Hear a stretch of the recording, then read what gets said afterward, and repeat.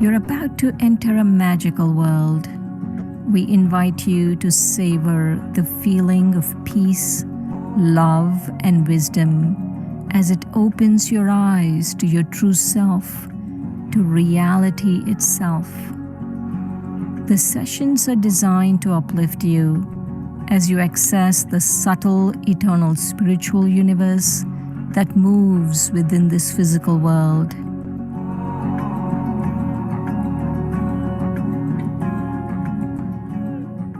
To take maximum benefit from this series, we recommend the following important tips.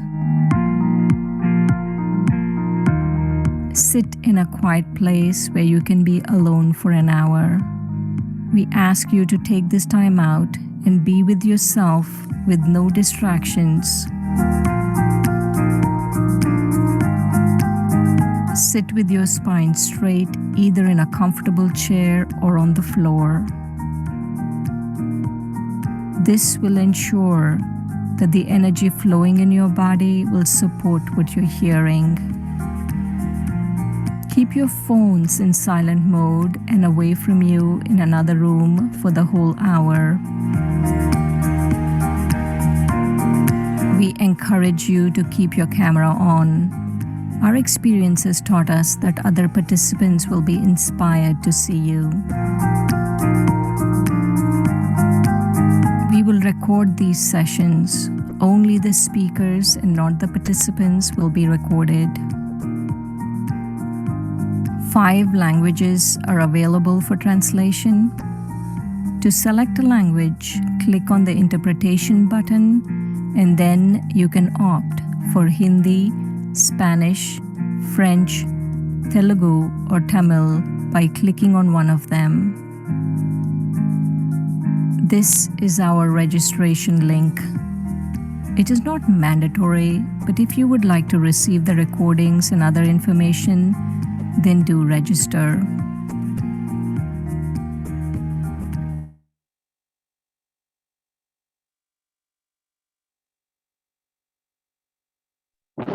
Om Shanti. Welcome to the story of immortality. So today is episode 2, Soul. So now we'll see the program flow, and then our dear Brahma Kumari sister Shireen will be with us, and she'll be introducing our guest speaker for today. Om Shanti.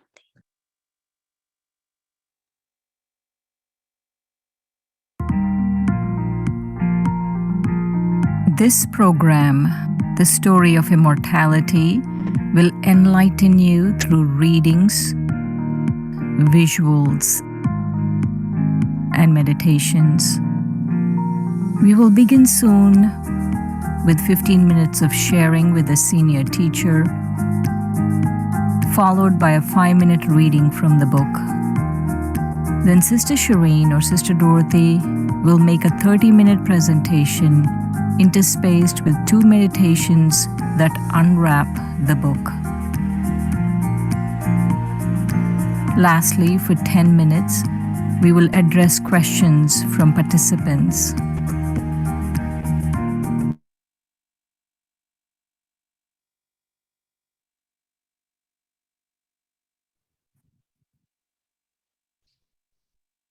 Om Shanti, everyone. Good morning, good afternoon, good evening, wherever you are in the world. Welcome to our second episode of The Story of Immortality. I'm very happy to be here with you. I cannot think of anything better to do on a Sunday morning for us here than to be with all of you. And so I have the great pleasure of introducing to you our special guest for today. Her name is Sister Kala, Brahma Kumari's Sister Kala. She lives in our retreat center in upstate New York in Peace Village. She has been practicing the teachings of the story of immortality for the last 40 years. She's the director of Peace Village, and more than anything else, she is sweet, gentle, and beautiful, beautiful soul. She is actually by profession a doctor. She's a pediatrician. So welcome to our program. Sister Kala, there she is. How have you been today? Great, wonderful. Like yourself, I don't think I could be in a better place this minute. So thank you for having me, really. Wonderful, that's great. So I have a question for you. As you know, today our session is on the soul, and I'm always very curious to hear about people's experiences, and I'm sure everyone listening is very curious to hear about our experiences. So tell us the first time you experienced yourself to be a soul. Well, I wish I could really pinpoint my finger to that first time I experienced myself as a soul distinctly. But even before that, I just want to share पर मैं उंगली रख सकती हूँ when about 40 years ago, I walked into a Brahma Kumari center with no knowledge whatsoever of where I'm going, what I'm about to encounter. Nobody has met me yet. All I've done is just enter the space and sitting there quietly. And I think my first feeling was of coming home, feeling so comfortable. I mean, there was nothing externally to make me comfortable, but I was still feeling so comfortable, just sitting in a corner in that little room. And of course, then the lessons and everything pursued after that. As a matter of fact, I know I was not planning to take no lessons. I was just visiting, but this experience made me, look into it further. So in terms of the soul, I, of course, heard about the soul before I could feel myself as the soul. I think it's true for many of us.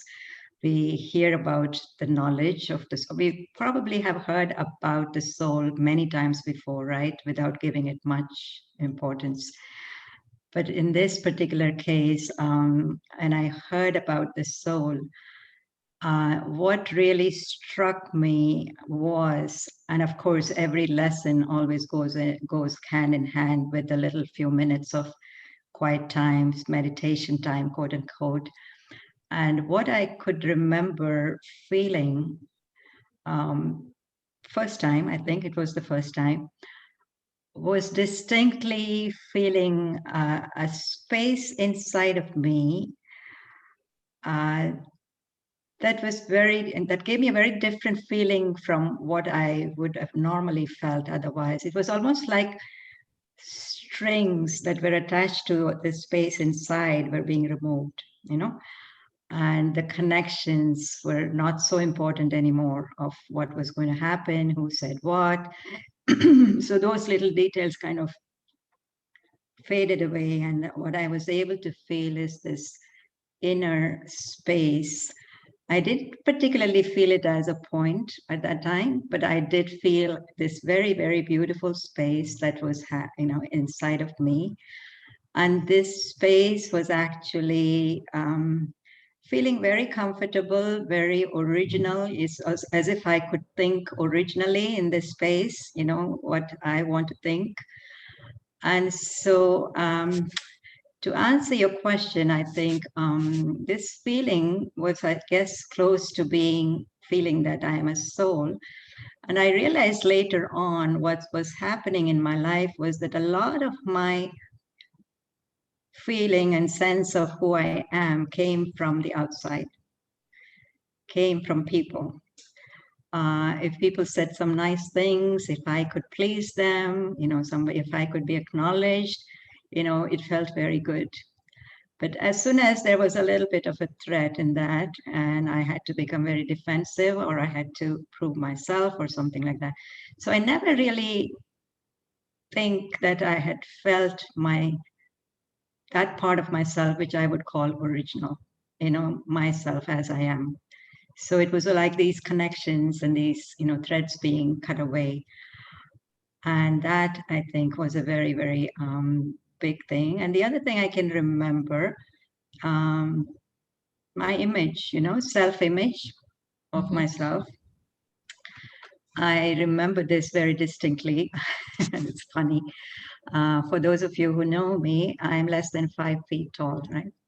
Uh, so from very early ages, I didn't feel very good about myself, my body, my self-image, in other words.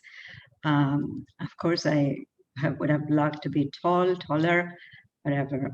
But I remember that one of those days, not too far from the time that I started to meditate with the Brahma Kumaris and began to know about myself as a soul, I think I just finished the class and I was walking the street. Terminando la clase y estaba ahí caminando.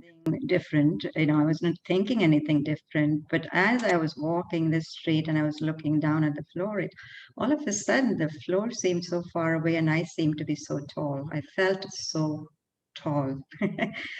And I think that had a lot, I can distinctly remember that, how beautiful to feel tall. So I think that had a lot to do with the way I was thinking about myself, the image that I had created in my mind over the years, how it was so limiting and small and short. And getting to know about the soul all of a sudden not only expanded my inside, my space, but it also kind of made me feel tall. In other words, I felt I was of that stature. In other words, my position or my image of myself really grew in that respect. And I will never forget that. If not for anything else, even for that particular experience, I would have continued with the Brahma Kumari, with the Brahma Kumaris. So those are, and of course, many, many things, many different experiences followed after that.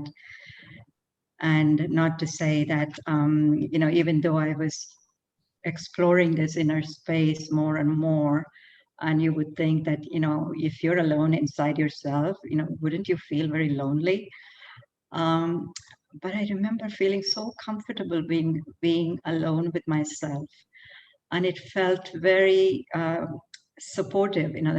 Somehow I felt there was some kind of a strength and, like almost somebody in my back supporting me, make me feel strong kind of thing. And so it was not a feeling of loneliness, which, many times people would have, and I myself could have had. But I think it was beautiful space. It was a peaceful space. I could think of myself or think of anything in an original way without being influenced by somebody else's way of thinking, without being dependent on the kind of response that I would have to get from somebody, which were all my traits before coming to meditate, as being a soul, that I would be very concerned. A lot of my attention would go to how to please people, for example. A lot of my attention would go to what is the response of so-and-so when I said this or when I did that. And so I found myself releasing a lot of those little threads, as I say. And I guess how I would describe it was that inner freedom, being alone with myself. And yet that freedom gave a lot of feeling of strength and support to do what I have to do in my life. And so I do. That was very when you were sharing, I was thinking that, sometimes I remember when I was working in corporate America, some of my bosses used to be so happy when people joined their group. They used to be so pleased and proud. Oh, we have such a talent in our group and we have such a wonderful person in our group. And I look at all of you beings like yourself, and I think God must be so proud to have you in his team. And there must have been so many experiences you've had to become part of this team, right? And so could you share some that made you change your life completely? I'm so glad you did. And so I'm so glad you came into my life. I really think you're one of the most amazing, sweet, gentle souls. And I always think I should, when I grow up, I should become like Calaben. So, um, so tell us about, share a time when, what is it that made you change? Like you were on a certain path, right? You were professional, I'm sure, planning on getting married and all of those things, and suddenly changed and decided to go, no, I'm going to do this instead with my life. Well, I mean, you're putting it in a very dramatic way, and I don't think it happened in such a dramatic way for me.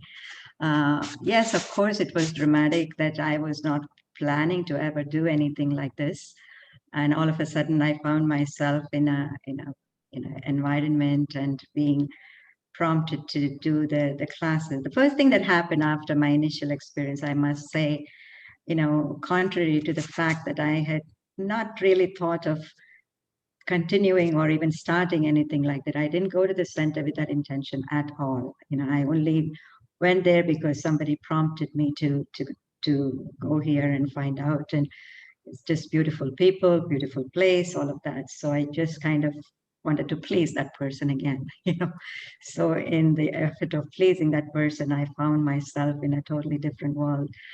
And so after my first or second experience, I couldn't not go back. So I think the first thing that happened as a change in my life was that I actually started putting attention to what was happening in this space, what was happening to me. Why do I feel good? Why do I feel so comfortable? Why do I feel like I'm home?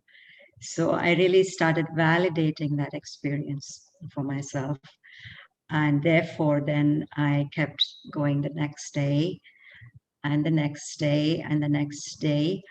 And, every day, as you said, brought a different experience, because this was a meditation, for example, that we, even if the same commentary, for example, would have been played for meditation, but I would feel different with the same words, with the same line of the commentary. For example, I'm a peaceful soul, I'm separate from the body, but not necessarily every day I would experience the same thing. It was always something different. And so it kind of, allowed me to expand that inner space in a very gradual way and in a very gentle way. And so I can vouch for the fact that I did not even think, even have a distant thought that one day I'll be sitting here with, all dressed in white and, experiences, as I was saying, just finding myself, in my original form, so to speak, that, that I can think the way that I'm the master of my choices, simply put. In other words, I could make my choices. And of course, you're all going to be hearing about the power of that choice, the power of the intellect that we all have, and the intellect that has been kind of dormant for a long time, and it kind of just took on whatever came, didn't give it too much thought, but all of a sudden that awakening of the intellect, which gives me the power to choose what I want, this moment. And I don't necessarily have to stick with the choices I made 10 years ago, 5 years ago, a year ago even. I could have moved on and I may be ready for something new, something different. So let me be in that space where I can think original and new and, create, better choices for myself. And this is how my life, I think, progressed. The company that I kept, changed. The place that I lived in changed because I wanted more time and quality for myself and space for myself. So I was able to provide that time and space. And of course, in terms of my professional life too, what really happened was, again, coming from that scientific background of whether this is true, whether it's going to be practical, whether it's going to be helpful, I started implementing some of the practices of what we call here soul consciousness, especially interacting with the patients, with the children. And I found a lot of difference in that too, so in the sense that, it was almost like removing that wall, removing that barrier that exists between the doctor and the patient and the child. And they're screaming and shouting and nervous. So all of a sudden, when I'm saying to myself, I'm a soul and I'm looking at you as a soul, my brother's soul, it's as if that wall just drops, and, they were being so receptive. So that way I can see there were many, many, not only meditation experiences, but also life experiences, practical experiences in which I found myself that I am gaining control over my future, not only over my future, but even over my present experiences. So I feel that it was gradual, started to be regular in meditation. Et maintenant, est-ce que ça va? That I would be very, tired at the end of the day with all the work and everything, but this was what would energize me. So just imagine going at the end of the day for a class, or people would tell me, how can you find the energy to do it? I said, this is the energy that makes me go on. This is what Alors, c'était l'énergie qui me faisait avancer. Alors, le fait de faire la méditation me donnait maintenant d'être une âme et d'être dans la conscience d'être une âme a changé tout à fait l'énergie avec laquelle je vivais ma vie.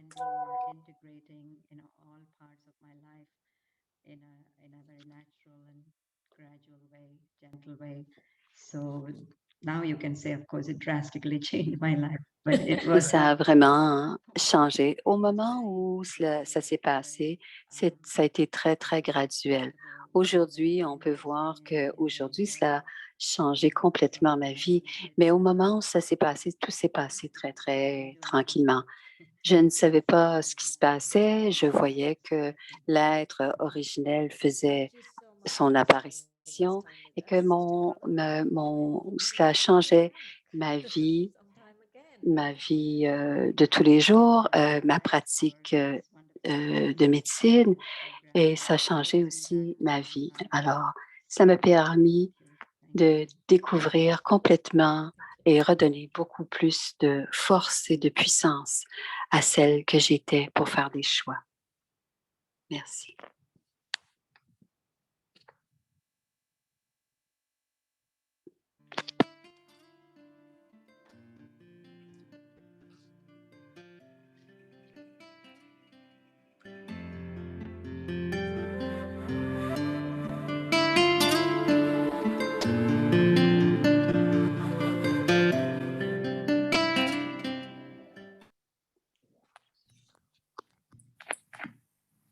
Chapter 2. Le chapitre 2. The soul is an eternal traveler. L'âme est un éternel voyageur. I like this new awareness. J'aime cette nouvelle expérience, prise de But it's very conscience, slippery, mais il n'est pas si facile de passer easy de la conscience du to corps shift from à la body consciousness conscience de l'âme. to soul consciousness. I think Je pense que j'ai peut-être besoin I d'aide need some help pour with cela. this. Am I supposed Suis-je to censé de just simplement let my body oublier be? mon corps? Et le professeur dit, ton corps est très précieux et tu ne dois pas en être affligé. Reconnais sa valeur et prends-en bien soin.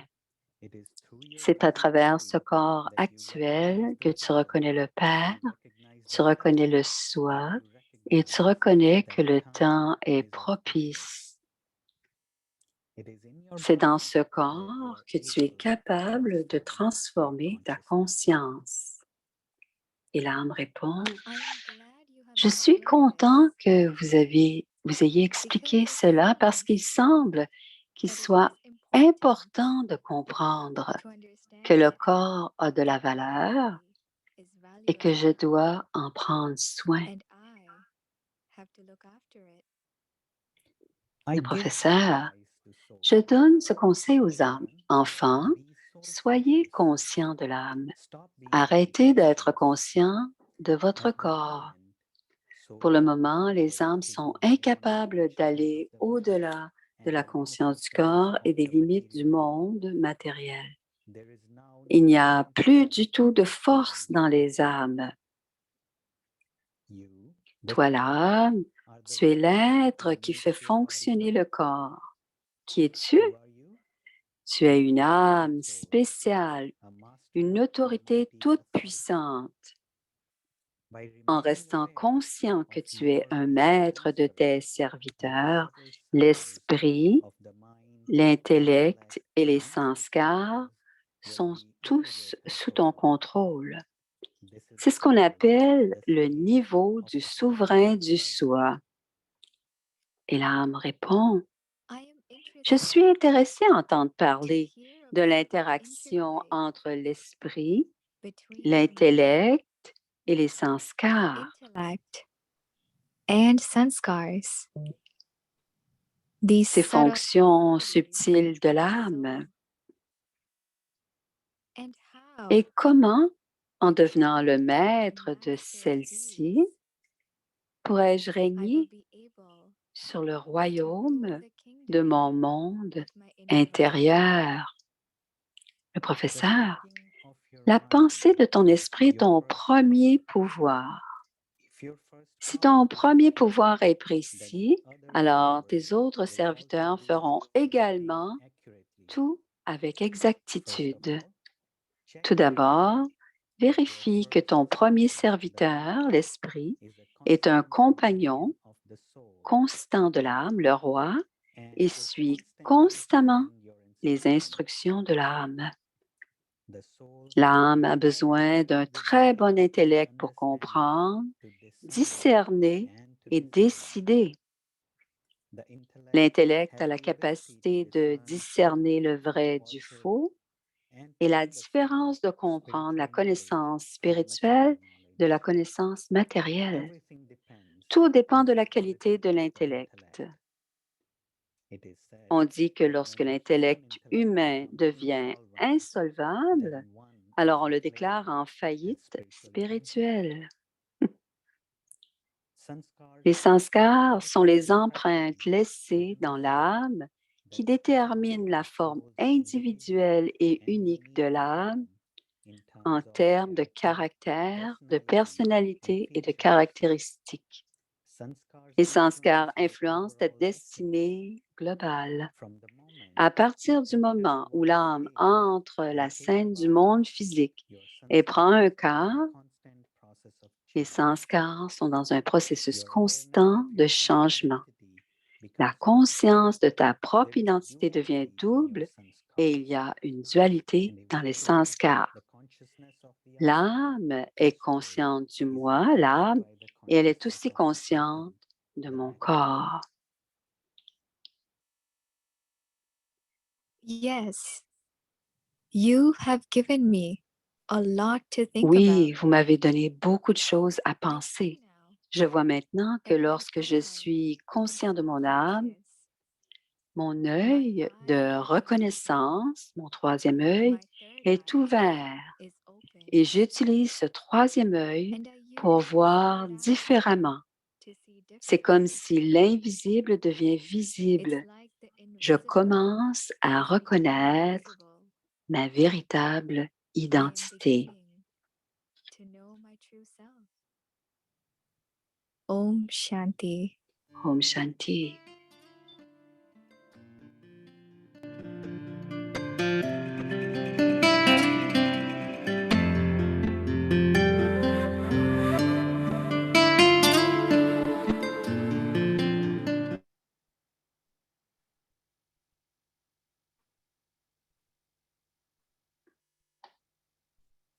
Om Shanti, everyone. Welcome back. Om Shanti. Voici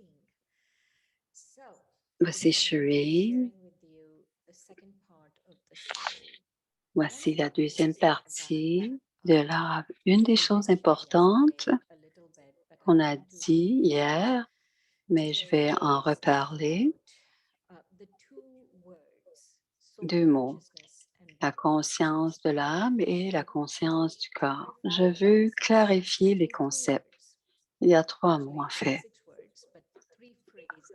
Il y a trois idiomes. conscience d'âme, la conscience du corps et Om Shanti. D'abord, on va parler de la conscience de l'âme. C'est quand l'âme est consciente d'elle-même en tant qu'âme. L'âme est consciente et l'âme sait qu'elle est consciente de l'âme. La conscience du corps, c'est quand l'âme pense qu'elle est le corps. Alors, le corps ne pense pas. Le corps n'est qu'un véhicule. C'est un véhicule. Il ne pense pas le corps.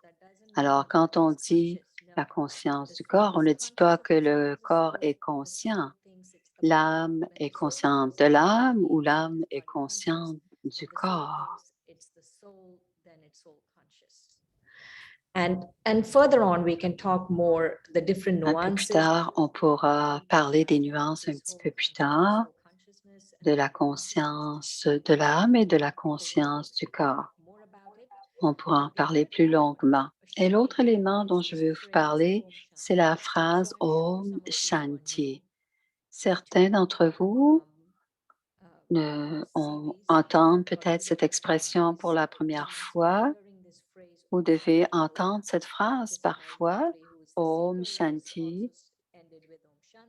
Elle est terminée en disant Om Shanti. Om veut dire je suis une âme et Shanti veut dire paix. Alors, l'âme dit je suis une âme paisible. Om Shanti. Ma nature originelle, c'est Om Shanti. Quand on commence quelque chose chez les Brahma Kumaris, quand on termine quelque chose, quand on veut devenir très paisible, on va dire Om Shanti. Mais on utilise toujours Om Shanti pour retrouver que je suis cet être paisible, l'âme. Alors aujourd'hui, on va parler, l'âme dit comment l'âme pense. Le corps ne pense pas. Quand le corps regarde, quand l'âme regarde le corps, elle dit « je suis ceci ». L'âme dit « je suis une âme, ceci est le corps ». Le corps est totalement distinct de l'âme et c'est très important de distinguer l'âme et le corps. Le corps est complètement distinct de l'âme. C'est comme le conducteur et son véhicule. L'âme est dans ce corps et l'âme conduit ce corps. Les deux êtres sont distincts, les deux éléments sont distincts. Le corps ne fonctionne seulement quand il y a une âme. Quand il n'y a plus d'âme dans le corps ne fonctionne plus. Alors, quand l'âme quitte le corps est mort. Alors, c'est l'âme qui rend le corps vivant. Alors, quand l'âme quitte le corps, on dit que c'est la mort. Chaque âme, toutes les personnes sur cette planète, nous avons toutes des personnalités distinctes. Toutes les âmes ont des personnalités distinctes. Une autre distinction, c'est que le corps peut grandir, peut être plus petit et plus grand, mais l'âme est toujours la même forme. C'était un point de lumière. Donc, l'âme ne grandit pas et ne rapetisse pas. L'autre élément important, les êtres humains ont un genre, ils ont des caractéristiques, des identités. Donc, le corps a différentes identités, mais l'âme est simplement un point de lumière. Et le point de lumière se trouve au centre du front. In the forehead. And so the body Et le corps, lui, a un genre, une nationalité, tout cela, une race, mais l'âme n'en a pas. Et l'âme est éternelle, est un être éternel de lumière. Toutes les identités que l'on donne au corps, quand, quand l'âme quitte, l'âme n'apporte pas ses identités avec elle. Et un autre élément important à se souvenir, c'est que les âmes humaines, les âmes ont toujours des âmes qui sont dans des êtres humains. Et les empreintes, les sanskars qui sont dans l'âme, c'est, par exemple, si on plante une graine de manguier, on va récolter des mangues. Et c'est la même chose. Les graines qui sont dans l'âme, qu'on appelle les sanskars, ce seront des caractéristiques qui seront uniquement pour l'âme. On adopte ce corps, on joue un rôle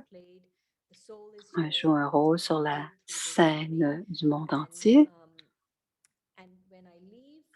Et quand on quitte le corps, le nom change, le corps a un autre corps, l'âme a un autre corps, a un autre nom, d'autres activités. On doit se rappeler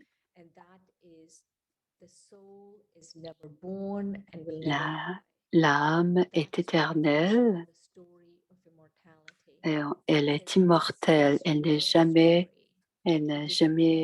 venue au monde, elle n'est jamais morte, elle est éternelle et elle est surtout immortelle. C'est pour cela on appelle dans l'histoire de l'immortalité, on a beaucoup de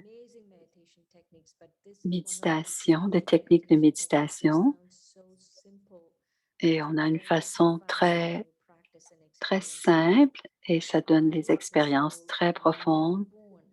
Moi, l'âme, je suis immortelle. Je ne suis jamais venue au monde et je ne suis jamais morte. L'âme, c'est le conducteur de ce corps.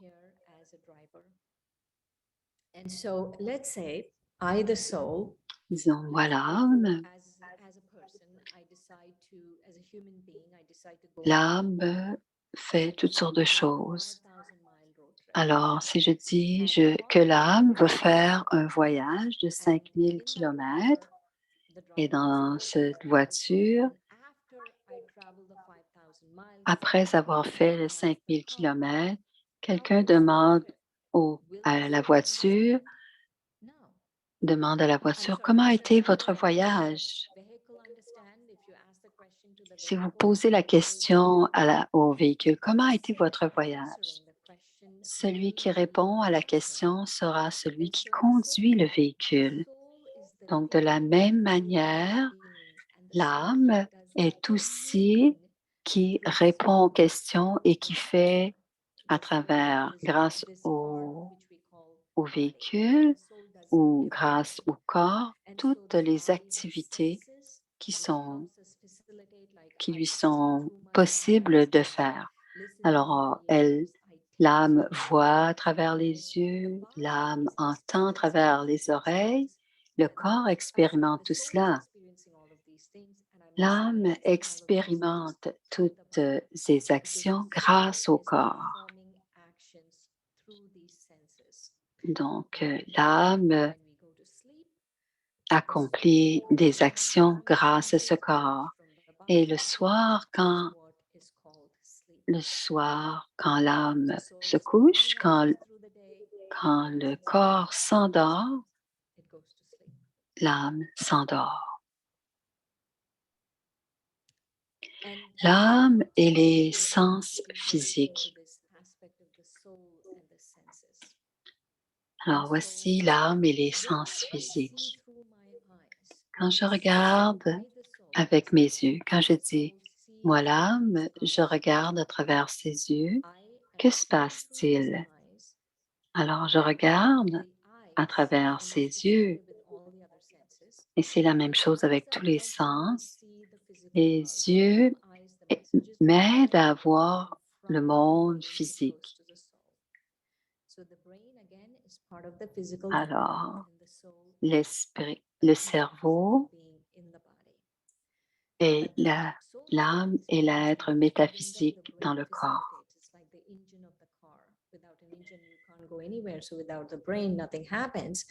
But the engine just facilitates, but the engine doesn't really experience. Le cerveau n'expérimente pas ce qui se passe. C'est l'âme qui expérimente ce qui se passe dans le corps.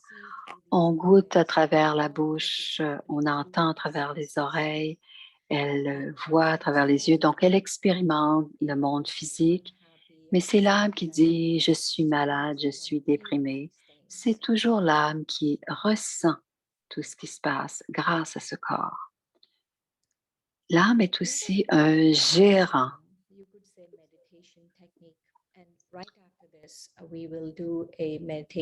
On va faire une méditation de 5 minutes après ce dernier aspect.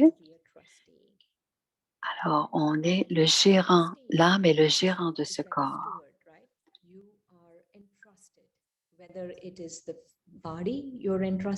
Alors, on a la gestion, on a à gérer ce corps, on a la responsabilité de ce corps.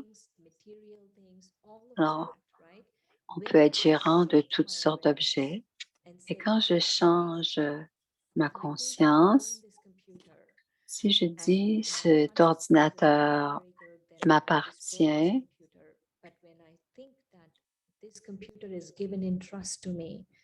si je dis que je suis responsable de cet ordinateur, à ce moment, je vais en prendre soin. Et c'est la même chose. Alors, si on dit que le corps on est gérant de ce corps, ça veut dire qu'on doit prendre soin de ce corps. Et l'âme, on ne peut pas la tuer, l'âme est éternelle. Elle est un invité dans ce corps et rien n'appartient à cet invité. Et le gérant est détaché et aimant. Et il est le gérant de ce corps. Alors, ce corps est prêté à l'âme, c'est-à-dire l'âme emprunte ce corps pour faire ses expériences physiques grâce à ses sens physiques. Where it says from dust I shall come and at dust I shall return, that is actually said of the body. Alors, on dit du corps qu'il est poussière et qu'il redeviendra poussière puisque le corps, c'est de la matière.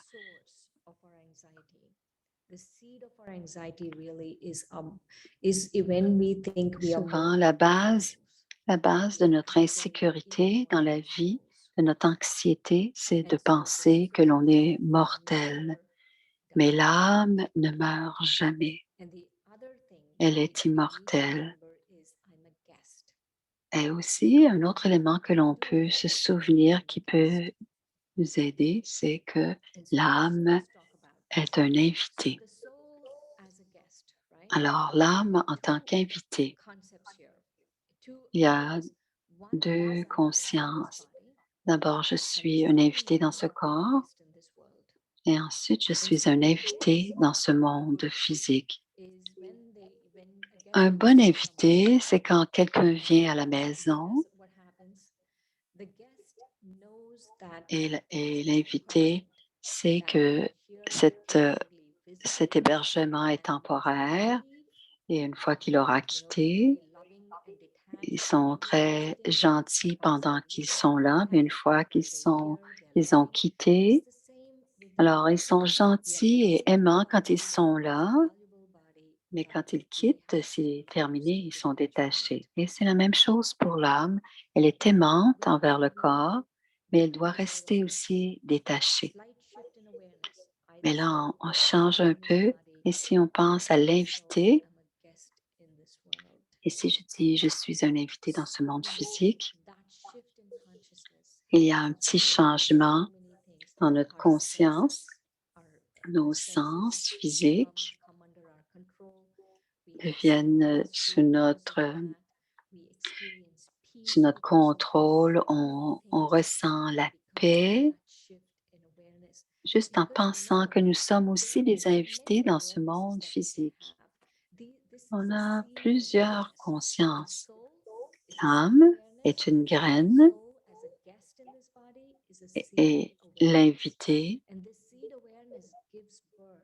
est cette graine de conscience donne naissance à plein de fruits, cette graine, toutes sortes de belles qualités grâce à cette conscience. Et la relation avec le corps.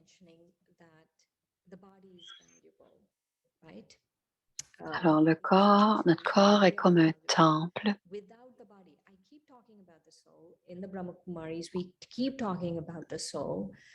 Brahma Kumaris, on parle toujours de l'âme, mais on parle beaucoup de l'âme, mais on doit toujours comprendre que grâce à son corps, je peux changer ma conscience et grâce à ce corps, je peux changer ma conscience. Imaginez la valeur de ce corps. Et la transformation de ma conscience se fait grâce à ce corps. Donc, l'âme et le corps, c'est une relation de symbiose. Donc, c'est distinct. L'âme et le corps sont distincts, mais c'est une relation de symbiose.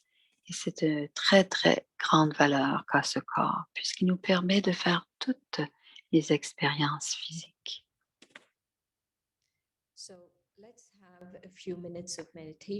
Prenons maintenant quelques instants pour méditer. Alors, appuyez votre dos. Déposez vos pieds au sol. La conscience d'âme, c'est un océan de belles expériences. Et on va changer notre conscience et l'âme devient cet invité. Moi, l'âme, je suis un invité dans ce monde physique. Je respire tranquillement et on s'assoit doucement. On prend conscience de cette respiration. On peut laisser les yeux entrouverts. On dépose le regard sur un point.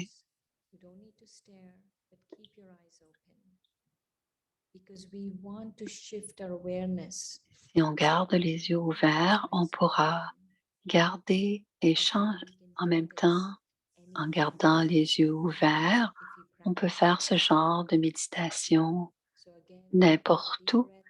Alors, prenez une bonne respiration et détendez votre corps. Et tout doucement, tournez le regard vers l'intérieur.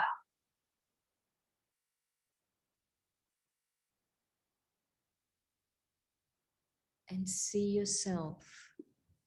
regardez à l'intérieur de vous et voyez ce point de lumière, cet être vivant de lumière au centre du front.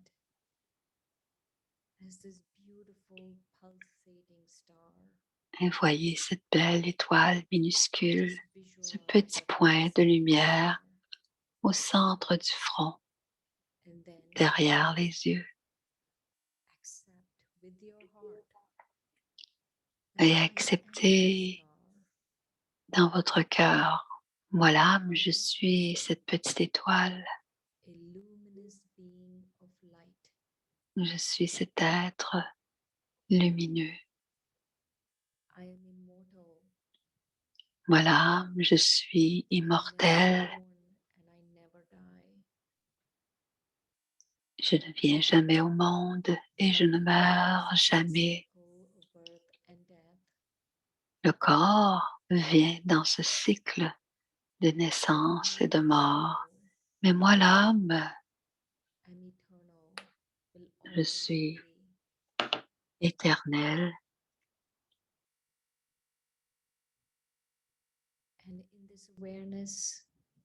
Dans cette conscience, je suis en relation avec ce corps. J'ai une relation d'invité avec ce corps. Je suis aimante. Moi, l'âme est détachée.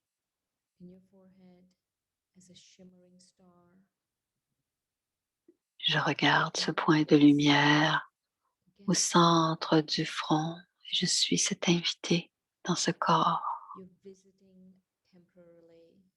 Je suis en visite temporairement dans ce corps.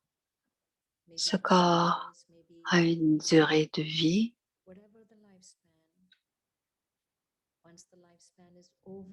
Mais quand la durée de vie est terminée, l'invité quitte ce corps.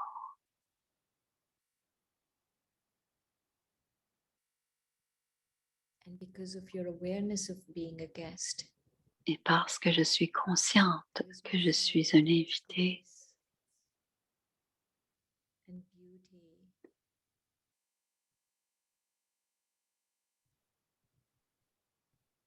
and mastery, je retrouve la beauté de l'âme qui habite ce corps. Cette âme qui est maître de ce corps, qui est maître des facultés de ce corps.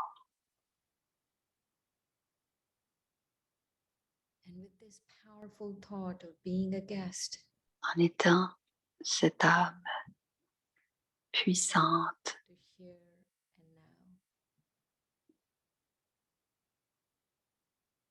et je reviens dans le monde physique, I dans le ici, maintenant. Om Shanti, je suis paix.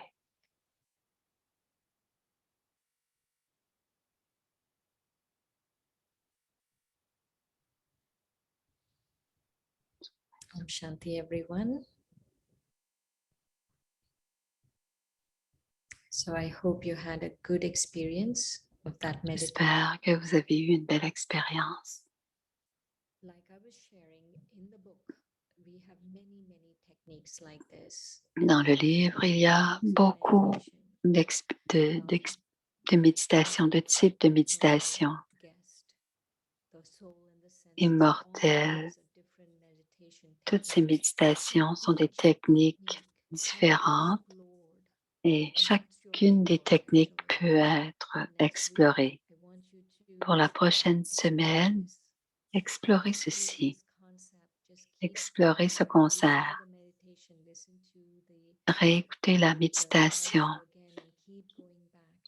Regardez la vidéo de nouveau. Je suis une âme, je suis un invité. Je suis un invité dans ce corps, je suis un invité dans ce monde. Et quand le temps est fini pour cet invité, je quitte ce corps et je prends un autre corps sans problème. On a une nouvelle présentation sur l'esprit, l'intellect et les sanskars. L'âme a trois fonctions. Le corps a plusieurs sens physiques, c'est pour le corps. Mais l'âme, l'être métaphysique, a des facultés métaphysiques. Elle s'appelle l'esprit, l'intellect divin et les sanskars ou les empreintes. On va parler de chacun de ces points. Alors, la fonction de l'esprit the mind is where thoughts arise. L'esprit, c'est là où les pensées arrivent. On crée des pensées dans l'esprit. Et ensuite, l'intellect, c'est l'endroit où on discerne entre les pensées et on les amène dans l'action. Et quand on fait les actions, les sanskars deviennent les empreintes. Les actions peuvent être des paroles, tout ce qu'on fait avec les sens physiques. Alors, l'esprit crée des pensées, l'intellect, So in Hindi, it's man, buddhi, and sanskaras. Man is the mind, buddhi is the intellect, and l'intellect are the sanskaras. crée, And so comprend et the mind décide. creates the thoughts, the intellect understands, L'esprit crée and les the pensées, sanskars l'intellect comprend et décide, that happen. et les sanskars sont les impressions.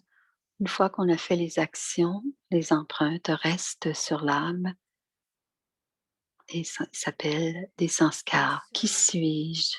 The question we need to ask ourselves. La première question que l'on doit se poser, qui suis-je? Si on a un problème, qui suis-je? You are being cut off in traffic and you want to yell at someone, ask yourself, who am I? Posez-vous toujours la question, qui suis-je? Dans n'importe quelle situation. Who are you? Et la réponse est, qui es-tu? Tu es une âme spéciale. You are the one with Tu es celle qui a des pouvoirs spirituels. Tu es un maître du corps. and just remember, these are Et avec cette conscience, ton esprit, ton intellect et tes sanskars sont sous tes contrôles. Alors, la réponse à qui suis-je? Qui es-tu? Tu es une âme spéciale, une âme qui a des pouvoirs spirituels, une âme qui est maître de ce corps et qui a la conscience d'un esprit, d'un intellect et des sanskars qui sont sous ton contrôle. On doit toujours être conscient de qui l'on est. On est une âme spéciale. Et tu te souviens que toi, l'âme, tu as des pouvoirs spéciaux. Tu reçois ces pouvoirs. Et tu te souviens que tu es maître de ce corps, de ces sens physiques. Et tu te souviens de cette conscience que grâce à celle qui est maître de ce corps et que j'ai des pouvoirs spirituels, mes facultés subtiles sont mes serviteurs. Et qu'est-ce que cela veut dire?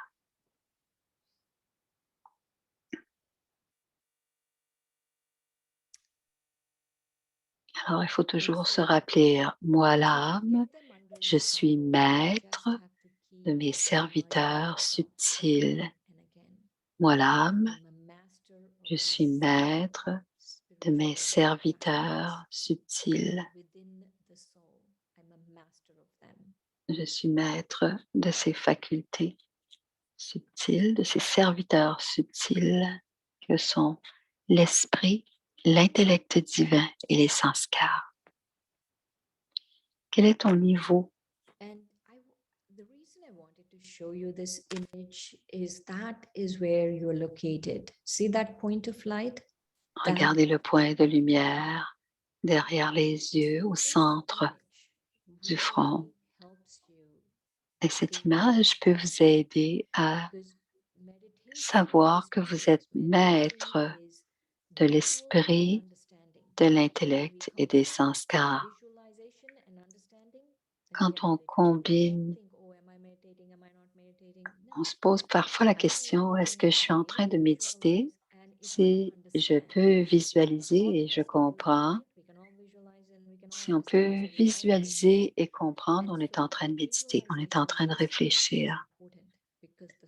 Alors, ce dessin, cette image est très important parce que la petite lumière blanche dans le rectangle bleu, c'est la localisation de l'âme.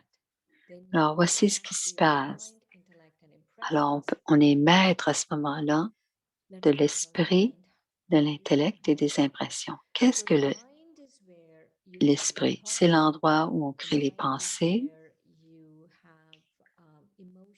c'est l'endroit où il y a les émotions. It's like the screen of the soul. C'est comme c'est l'écran de l'âme. Ensuite, l'intellect, c'est là où on discerne, on comprend, on décide, on raisonne de l'intellect. Ensuite, il y a les empreintes qui sont nos mémoires, nos habitudes, notre personnalité, donc des pensées, des émotions et des désirs. Ensuite, ça va dans l'intellect. On va discerner, on va comprendre, on va raisonner, on va faire un geste et cette action deviendra une impression ou un sanskar ou une empreinte, une mémoire, une habitude, une personnalité. Tout cela, ce sont des empreintes sur l'âme. Le pouvoir de l'esprit. Tous les trois sont très, très éléments. Tous les trois sont très, très importants. L'esprit est absolument très, très important parce que c'est le créateur des pensées. C'est le premier, quand on pense, c'est ton premier pouvoir, c'est votre premier pouvoir. Que ce soit un mot, tout ce qui se passe, quand on pense, ça se passe dans l'esprit. Et c'est notre premier pouvoir. Et si le premier pouvoir est précis, tout le reste suivra. Et ce qui se passe, Maya ou une illusion spirituelle,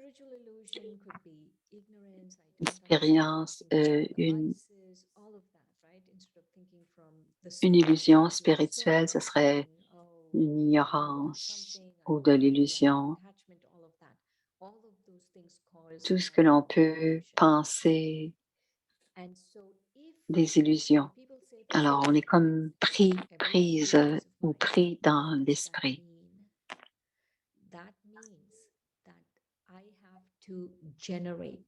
Si j'ai des pensées qui vont dans tous les sens, je dois d'abord avoir des pensées très pures, originelles de qui je suis, moi l'âme. Quand je crée ce genre de pensée, quand je pense, je suis une âme, je suis un invité, je suis dans ce corps, je deviens j'ai un esprit tranquille. Si l'esprit pense est mal pris dans l'illusion, dans l'ignorance, si l'esprit, on doit retrouver l'être originel et c'est ainsi que l'esprit redevient calme et paisible. Type de pensée. Il y en a deux sortes. Les pensées inutiles.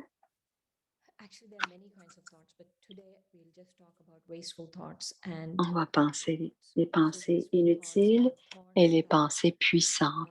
Les pensées inutiles ou gaspillées, quand on pense très rapidement ou on est déprimé, si on ne sait pas ce qui se passe, si on n'a pas de contrôle sur nos pensées, ce sont des pensées gaspillées.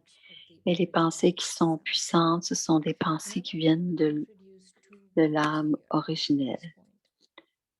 Alors, Adi et Anadi. Adi, ça veut dire original, originellement ce que c'était. Alors, la nature originelle, c'est Adi. Si on a une belle voiture, tout fonctionnait bien, avec le temps, elle ne fonctionne plus aussi bien. Adi, la nature originelle de l'âme, c'est Adi.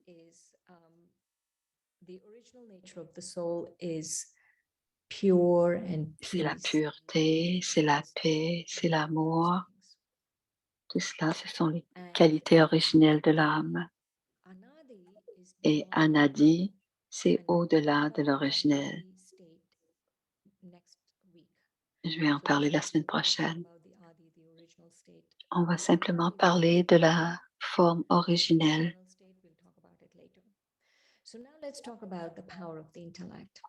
Alors, parlons maintenant du pouvoir de l'intellect.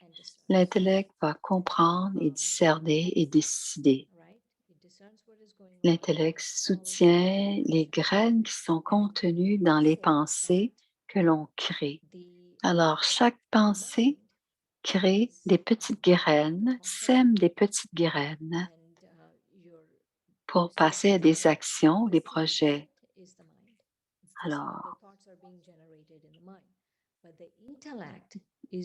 Alors, l'intellect soutient ces petites graines de pensée. Et si on arrose nos petites graines de pensée avec de la sagesse, est-ce que c'est une bonne pensée, que ça vaut la peine que je l'arrose? Alors, si c'est une pensée élevée, je l'utilise. Donc, le pouvoir de l'intellect divin va me permettre de soutenir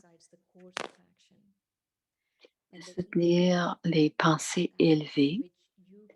Alors, l'intellect va discerner si c'est du matériel spirituel.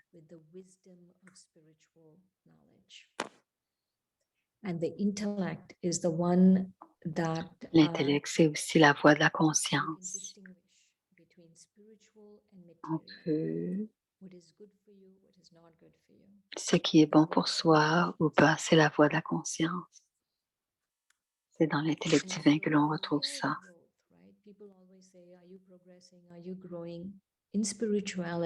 Alors, en spiritualité, on s'épanouit quand l'intellect devient très pur, quand l'intellect soutient, quand l'intellect est empli de sagesse et qu'on soutient des pensées, des graines de pensée de connaissances spirituelles.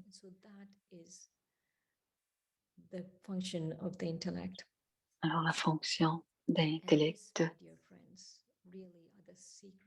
c'est les secrets de toute l'humanité. C'est ce qui décide de ce que l'âme va faire. C'est l'intellect de l'âme. Les pouvoirs des sanskars. Les sanskars, ce sont des impressions, des empreintes. Les sanskars sont la personnalité, des habitudes. Alors, quand je suis influencée par ma destinée, je peux avoir différents types de sanskars. Je peux avoir des sanskars éternels. Je peux avoir des sanskars originalement, ce que j'étais et ce que j'ai acquis au fil des naissances.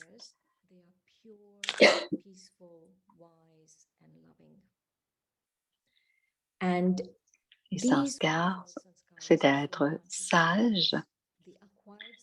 Ceux qui sont acquis au fil des corps que l'on... Si je suis telle identité, tel genre,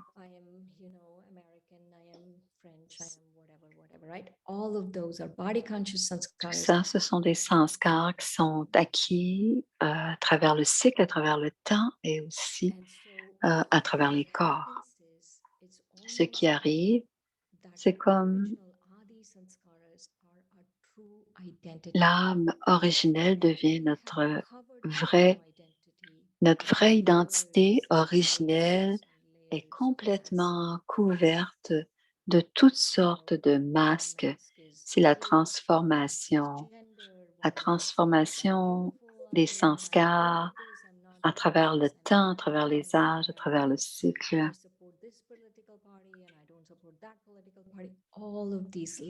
Alors, tout cela sont des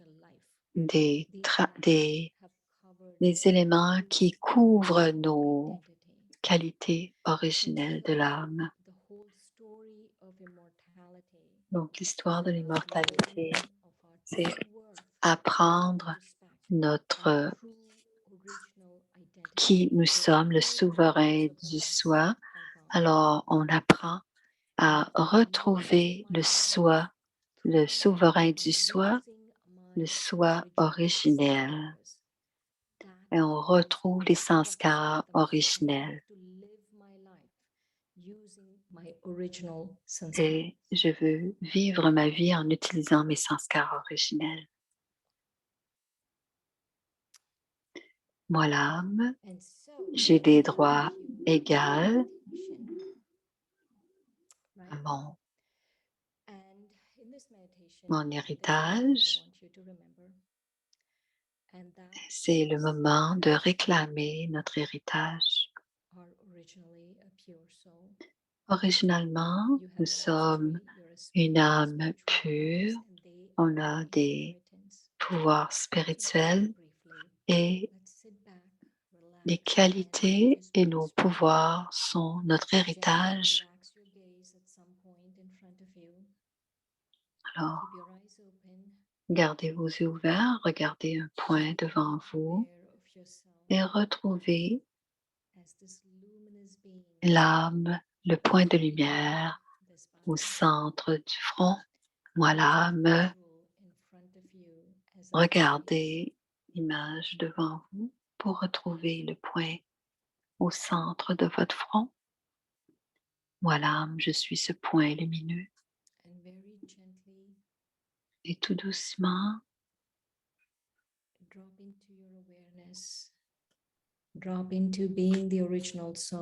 je retrouve la conscience que je suis l'âme et je retrouve mes sanskars originels. Moi, l'âme, je suis amour, je suis paix, je suis pureté. Et dans cette conscience d'être cette âme originelle et éternelle, je retrouve l'esprit, l'intellect divin et les sanskars. Ils redeviennent sous mon contrôle, ce sont mes serviteurs. Je suis maître de ces fonctions. Je suis maître de cet amour.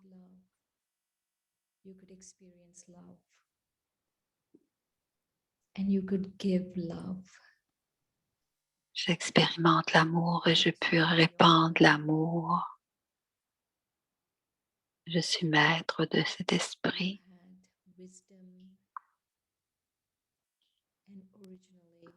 Moi, l'âme, je suis sage. Moi, l'âme, je suis pure et sage. Et je prends quelques instants. Moi, l'âme, je suis cet être vivant et lumineux, paisible. Moi, l'âme, je suis un être lumineux et paisible. Moi, l'âme, je suis cet être lumineux et paisible.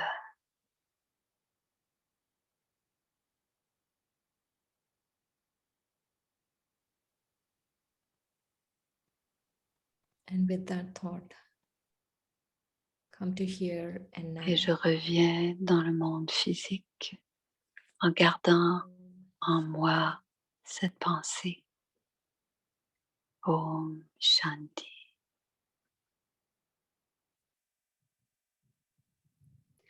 Om Shanti. Thank Om you. Shanti. Merci. Shireen. That was wonderful experience. And now I would like to invite whoever would like to ask questions. Il y a des gens you qui ont des questions. Ce serait le temps d'écrire vos questions dans le chat. presenters will be with you, Sister Shireen and Sister Dorothy, and they'll be able to answer your questions for next Alors, 10 si vous minutes. avez des questions dans les 10 prochaines minutes, on répondra à vos questions. Om Shanti.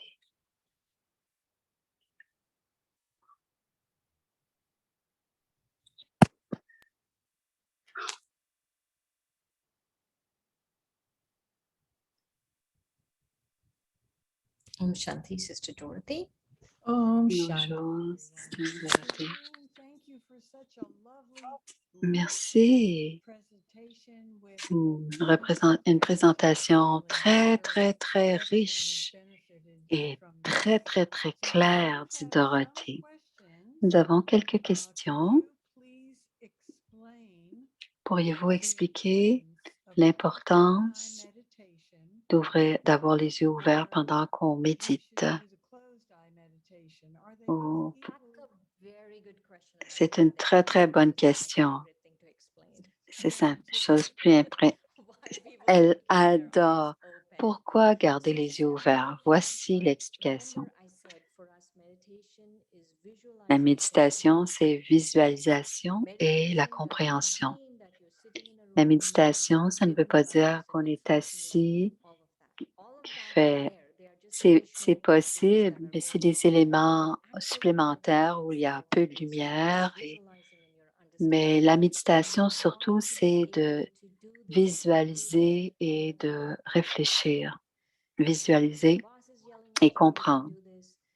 Alors, si votre patron vous crie après, vous pouvez faire ça. Si vous êtes pris dans le trafic, vous pouvez faire cela. Vous voulez pouvoir expérimenter la paix quand c'est vraiment nécessaire.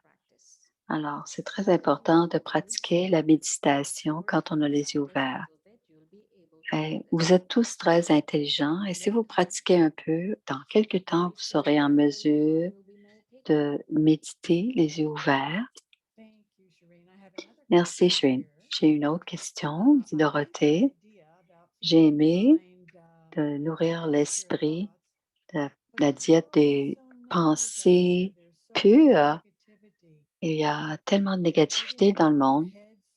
Est-ce qu'on est en train de se mettre la tête dans le sable? C'est une très bonne question.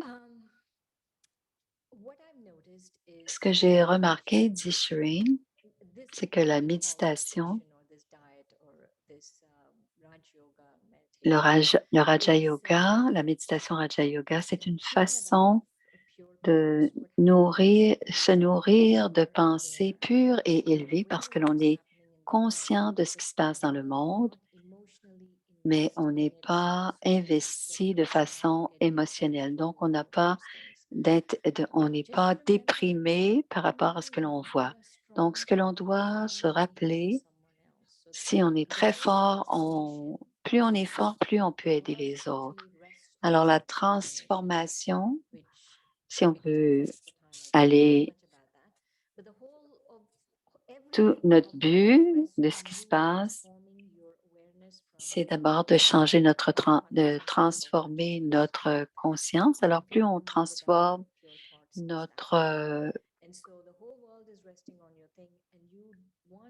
on est en train de transformer notre conscience, de conscience du corps à conscience d'âme, et ainsi, ensuite, on pourra aider le monde à retrouver des caractéristiques, des qualités de paix. Et pour le moment, on doit prendre soin de soi d'abord et ensuite, on pourra répandre les belles qualités originelles de l'âme que l'on va retrouver pour le monde entier.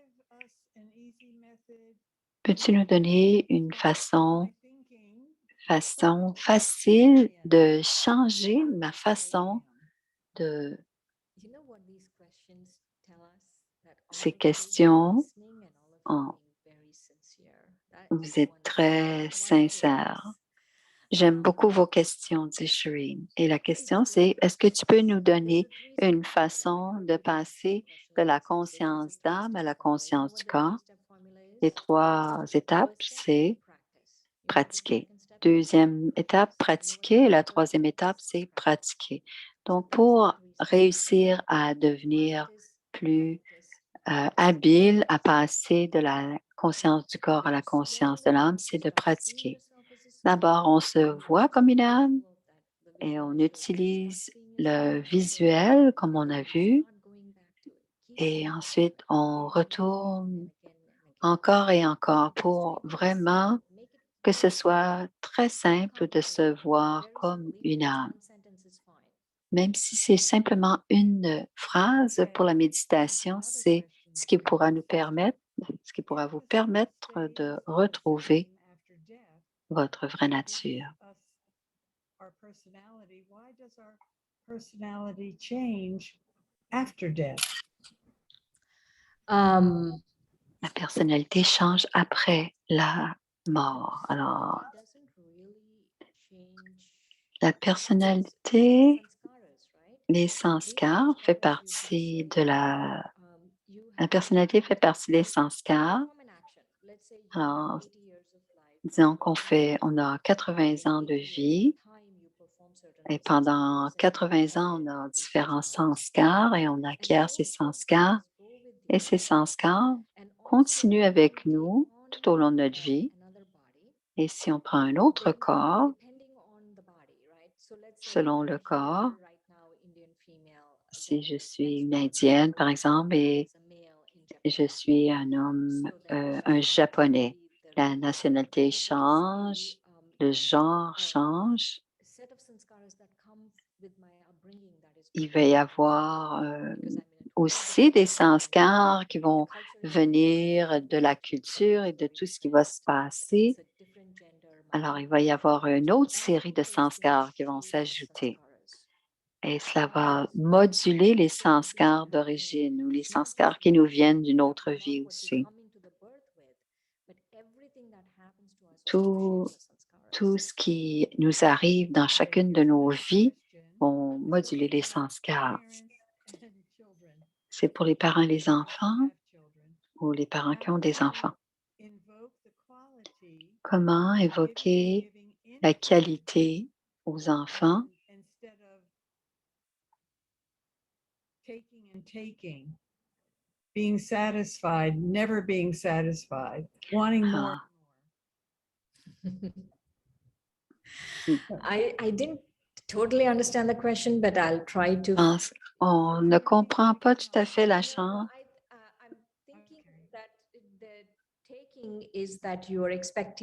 L'idée, c'est qu'on a des attentes de l'enfant, mais inculquer des valeurs aux enfants. Alors, pour que les enfants veuillent, pour que les enfants aient la valeur de donner plutôt que de prendre. Alors, la réponse, les graines des pensées doivent changer. Au lieu de focaliser sur un sanskar, on doit focaliser pour faire comprendre qui ils sont et comment ils peuvent méditer sur qui ils sont des âmes. Et cette graine qui change va les aider à changer les sanskars. Une autre question. Est-ce qu'on doit penser à l'âme? Est-ce qu'on peut méditer en pensée à la lumière? Et on ne peut pas avoir un esprit complètement sans pensée. On ne peut pas arrêter de penser. C'est impossible. Même si on dort, l'esprit aussi C'est impossible. C'est impossible à aucun moment. You're going to blank the mind and you're going to focus on that candle. And I'm thinking, that's not blanking the mind. I'm focusing on a candle. And so Alors, elle donne l'exemple de si on focalise sur une chandelle, on n'est pas en train de faire arrêter l'esprit. On va canaliser notre attention sur la chandelle. Donc, c'est important. Si on donne à l'esprit des pensées pures, des sentiments purs, des souhaits, des bons souhaits, est-ce que vous pouvez élaborer? C'est faire attention à nos sens. Qu'est-ce que cela veut dire, faire attention à nos sens? On ne doit pas les utiliser, les surutiliser.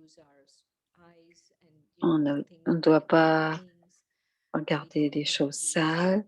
On ne doit pas trop utiliser notre goût en mangeant trop.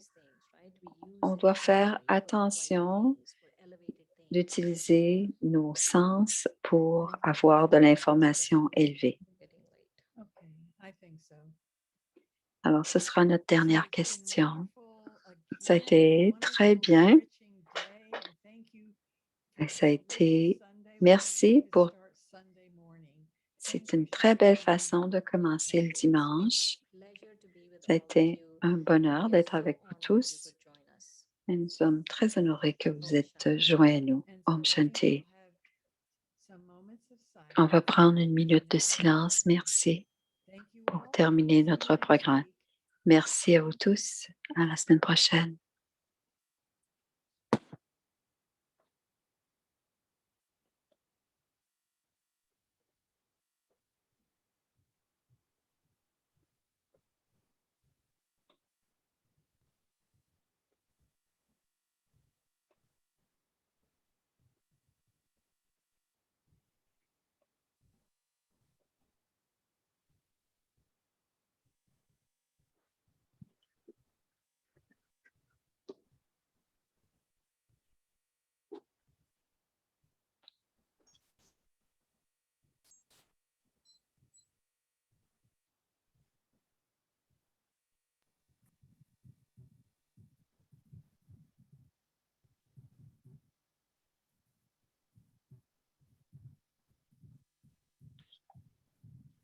Special thank you to Sister Shireen and Sister Dorothy.